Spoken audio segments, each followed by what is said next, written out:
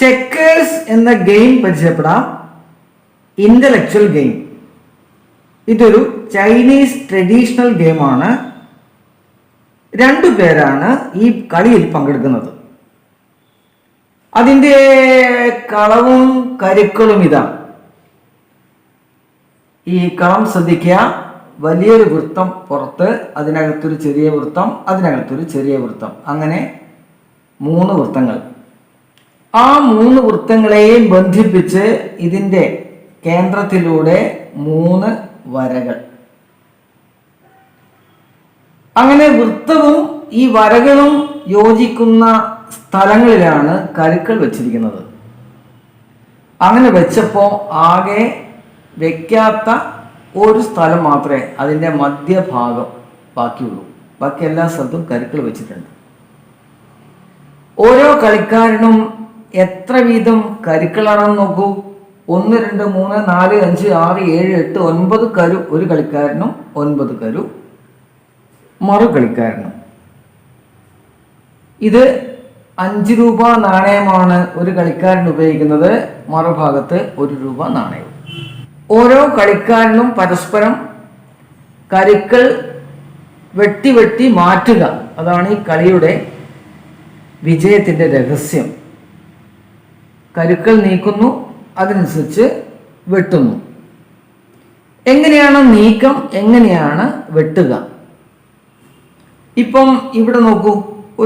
ഇതിൻ്റെ മധ്യഭാഗത്ത് ഇവിടെ മാത്രമേ ഒരു ഒഴിവുള്ളൂ.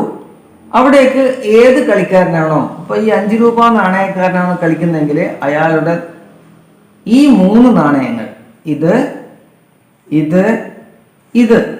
ഈ കേന്ദ്രത്തിലേക്ക് നീങ്ങാം. ഇനി ഇവരാണെങ്കിലോ ഈ നാണയവും ഈ നാണയവും ഈ നാണയവും അങ്ങോട്ടേക്ക് നീക്കാൻ പറ്റും. ഓരോ കരുവും തൊട്ടടുത്ത സ്ഥലത്തേക്ക് മാത്രമേ നീക്കാൻ പാടുള്ളൂ. ഉദാഹരണത്തിന് ഇവിടെ ഒരു ഒഴിവുണ്ട്. ഈ കരുവിന് ഇങ്ങോട്ടേക്ക് ചാടാൻ കഴിയില്ല, നീക്കമായിട്ട് ചാടാൻ കഴിയില്ല. എന്നാൽ ഇപ്പോൾ ഈ കരു ഉപയോഗിച്ച് ഇതിനെ വെട്ടുകയും ഇവിടേക്ക് ചാടുകയും ചെയ്യാം. ഇതാ ഇങ്ങനെ ചാടാൻ പറ്റും. അതാണ് അതിൻ്റെ ഒരു നീക്കം. ഒരേ സമയം തന്നെ 2, 3, 4 എത്രയും കരുക്കൾ വെട്ടി എടുക്കാനും പറ്റും. ഉദാഹരണത്തിന് ഇപ്പോൾ ഈ കരുവിന് 5 രൂപ നാണയക്കാരന് ഇത് വെട്ടി എടുക്കാൻ പറ്റും. ഇത് 2. എന്നാൽ